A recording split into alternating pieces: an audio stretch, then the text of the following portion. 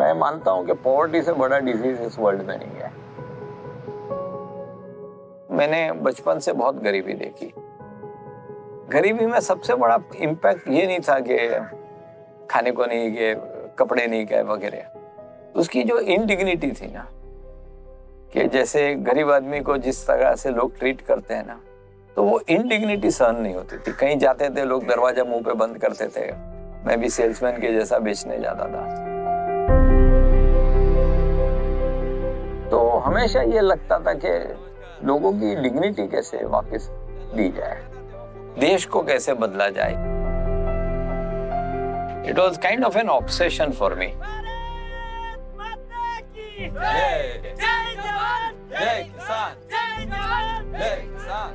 और गांधी जी कहते थे कि the soul of India lives in its villages.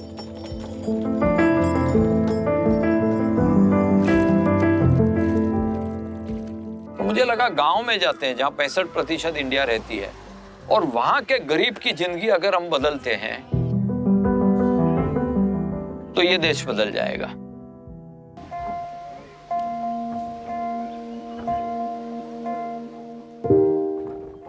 जब मैंने देखा कि सबसे ज्यादा सुसाइड मराठवाड़ा में हो रहा है, उसकी वर्स्ट अफेक्टेड डिस्ट्रिक्ट बीड है, और उसके अंदर परली तालुका जो है 106 गांव का, इंडिया का वाटर के एवरेज इरिगेटेड एरिया इज 40%, परली का 1.72% है। और ये एरिया ऐसा था कि यहाँ पे 3,500 रुपया मंथली इनकम थी टिपिकली, और डिप्रेशन में थे, पूरी जनता डिप्रेशन में। यहाँ कोई ऐसा एनजीओ भी नहीं आए थे। यंगस्टर्स को पूछते थे किसने दूध नहीं चखा था। तो इतनी पॉवर्टी थी, इतना डिप्रिवेशन था, कोई हेल्प नहीं था। सरकार तो समझ लीजिए क्रॉस ही मार दीजिए कि सरकार कुछ करती है। और 8 साल में 6 ड्रॉट हो चुके थे। मैंने कहा अगर इस एरिया को मैं बदल सका तो मैं देश बदल सकता हूं। जैसे अपने शरीर के अंदर 70% पानी की मात्रा होती है, वैसे यहाँ के प्रॉब्लम भी 70% पानी के कारण है। एक बार का मुझे याद है, बारिश की सीजन थी, पानी खूब बह रहा था, तो मैं नदी के अंदर हाथ पकड़ के गया तो यहाँ तक पानी था। दोपहर तक गया तो यहाँ तक पानी था, और शाम को गया तो नीचे तक खाली मेरा। तो उससे समझ में ये आया कि पानी तो आता है लेकिन वो रुकता नहीं है, उसको चले जाता है सीधा नदी में। हमारा काम यह है कि दौड़ती हुई नदी को चलना सिखाना है, चलती हुई नदी को रुकना सिखाना है, और रुकी हुई नदी को जमीन के अंदर परकोलेट सिखाना।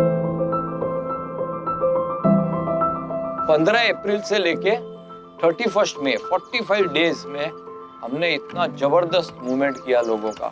लोगों को तैयार कर दिया, गमेला पावड़ा सब लेके। सुबह 5 साढ़े 5 बजे हमने सब घर के ऊपर बाहर ताला मार देते थे और सबको बाहर निकालते थे। बोलो चलो अब घर में कोई नहीं जाएगा।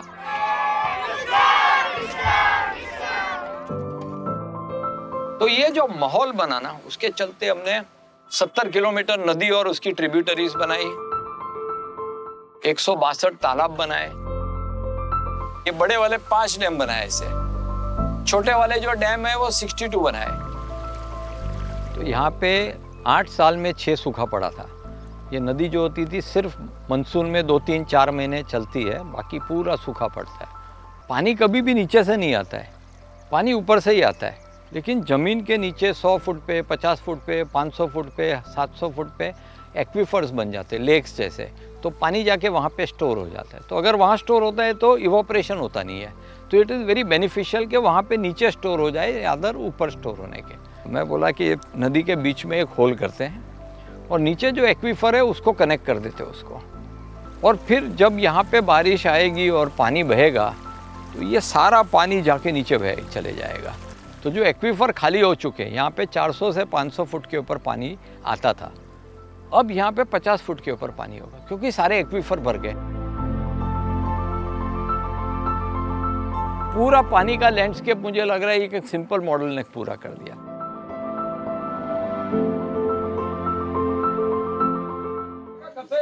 हिम्मत लागणार, माझी बहिणीला एवढा त्रास देतात, माझी आईला एवढा त्रास देतात, तुम्ही काय करता सगळे?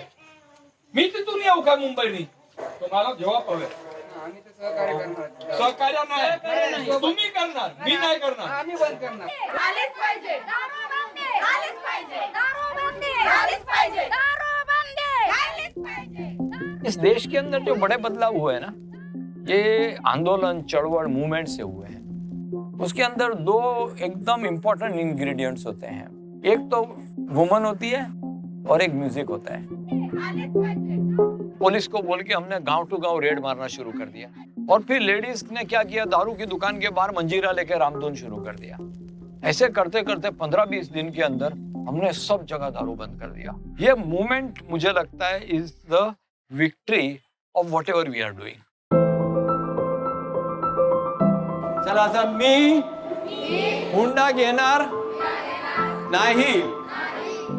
हम 360 डिग्रीज डेवलपमेंट के ऊपर शुरुआत में काम करते थे, लेकिन ये लगा कि ये सब काम तो बहुत एनजीओज करते हैं। मैं ये बिलीव करता हूँ कि एजुकेशन और हेल्थ केयर ओवररेटेड है। आप अगर मल्टीप्लाई कर दो इनकम को, तो किसान के अंदर कैपेसिटी है, वो हेल्थ केयर भी देख लेगा बच फैमिली की, और एजुकेशन भी देख लेगा। एक सिंगल पॉइंट पे काम करना है तो इनकम। पहले खाली कॉटन लगाते थे हम, तो 13 एकड़ खेती में एक साल हमने कॉटन लगाया, खर्च सब हो गया और कॉटन का खाली 1 रुपया भी आया नहीं हमको। मेरे पास दूसरा रास्ता नहीं था। क्या लास्टिंग सॉल्यूशन है, क्या बड़ा सॉल्यूशन है? उसको 50,000 देना ये सॉल्यूशन है कि यहाँ पे किसानों की इनकम बढ़ाना सॉल्यूशन है? क्योंकि एक ने सुसाइड किया तो 50 रेडी है ना, उसकी भी हालत वही है। इसने हिम्मत की, बाकी के कर नहीं रहे।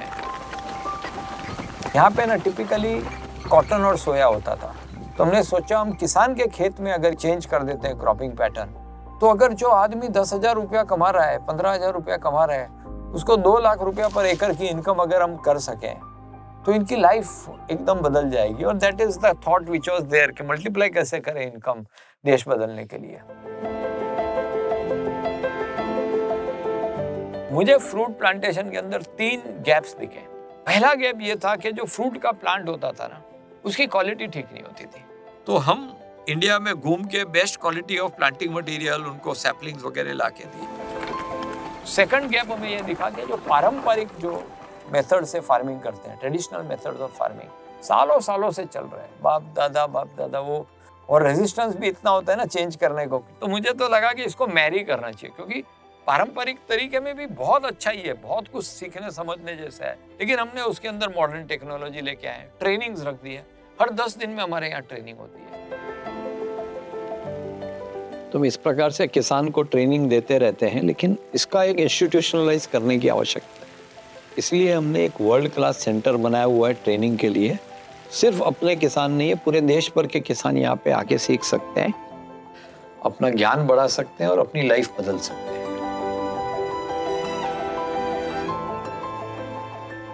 तीसरा वाला जो गैप था ना, वो सबसे क्रूशियल था। 2019 में हमने 1.46 लाख पपाया के पेड़ लगाए, और एक जगह पे एक क्लस्टर में प्रोडक्शन होने के कारण दिल्ली से, गुड़गांव से, मैसूर से, कलकत्ता से सारे व्यापारी आ गए और यहाँ होटल के अंदर रूम बुक कर दिया और फार्म गेट के ऊपर से बहुत अच्छा रेट देके लेके गए। तो सडनली हमको समझ में आ गया कि जब स्केल के ऊपर काम करते हैं ना, तो आपको मार्केट जाने की जरूरत नहीं, मार्केट आपके पास आता है। संदीप गित्ते के वहां गए थे पपाया में, तो कल वो बता रहा था कि इस साल वो 25 लाख रुपया कमाया 5 एकड़ में। आधी तर असं वाटतच नव्हतं करावं, आता फळं बघितल्यानंतर तो आनंद वेगळाच आहे। एक तो पैसे येतात आणि दुसरं म्हणजे काम करण्यात जो आनंद आहे तो आनंद वेगळाच आहे। पहले साल में जब इस तरह से तो सबने बाइक खरीद लिया, छाती तान के चलने लगे, तो एक अलग आता है ना, एक नशा आता है ना कि हम लोग क्या कर सकते हैं। 1 लाख से लेकर 4 लाख तक की इनकम किसानों की हो गई है। अब ये वर्स्ट एरिया में अगर हो सकती है तो बाकी के देश में क्यों नहीं हो सकती? तो एक फॉर्मूला मिल गया ना। अब फॉर्मूला मिल गया, देश बदल सकता हूँ, ये कन्विंस हो गया हूँ, एक प्रूफ ऑफ कंसेप्ट हो गया है। अब लगता है जल्दी से जल्दी लोगों, जितना ज्यादा लोगों तक पहुंच सकूं, जितने लोगों, और वहां पे मैं रेस्टलेस हो जाता हूं। हमने करीब 1 करोड़ पेड़ लगाने के बाद ये रियलाइज किया है कि सब्सिडी, एडमिनिस्ट्रेशन कॉस्ट, ट्रेनिंग, ये सब कुछ, स्टाफ, सैलरी, ये सब मिला के करीब 25 रुपया पर पेड़ पड़ता है। और आप सोचिए कि 1 एकड़ में अगर 1200 पेड़ लगते हैं तो 30,000 रुपये में आप 1 एकड़ को फंड कर सकते हो, और 1 एकड़ में 30,000 रुपये से आप करोगे और 4 लाख रुपया वो किसान कमाएगा। Not just 1 year, year on year permanent उसको पॉवर्टी ट्रैप में से आप उसको बाहर निकाल दोगे। एक किसान को नहीं, उसके पूरे फैमिली को, पूरा इकोसिस्टम को। तो हम समझते हैं कि ये नेशन बिल्डिंग काम है। तो जैसे कोई कॉर्पोरेट अगर 1 करोड़ रुपया देता है तो 4 लाख पेड़ लग सकते हैं, और किसान इसका ऐसा ध्यान रखता है, अपने बच्चे को साइड पे करके इसमें पहले पानी डालता है, क्योंकि ये पैसा है। लेकिन सबसे इंपॉर्टेंट बात ये है कि जो क्लाइमेट क्राइसिस है उसको फाइट करने का अगर easiest, cheapest and fastest method है तो वो है मास प्लांटेशन ऑफ ट्रीज। अगर इस तरह से इतने कॉस्ट के अंदर इतना बड़ा इम्पैक्ट अगर हो सकता है, can there be a better thing that you can promote और सपोर्ट देन दिस? और पूरा मैनेज हम करेंगे, रिपोर्टिंग करेंगे, हमारे पास टेक्नोलॉजी के थ्रू एक सिस्टम है, जीपीएस के द्वारा मालूम पड़ेगा कौन सा पेड़ कहाँ लगा हुआ है, क्या लगा हुआ है, और किसानों का नंबर दे देंगे जिसको आप फोन करके बात कर सकते हो। तो एक तरीके से रूरल अर्बन डिवाइड जो है ना, इसको भी हम भारत और इंडिया को एक कर रहे हैं।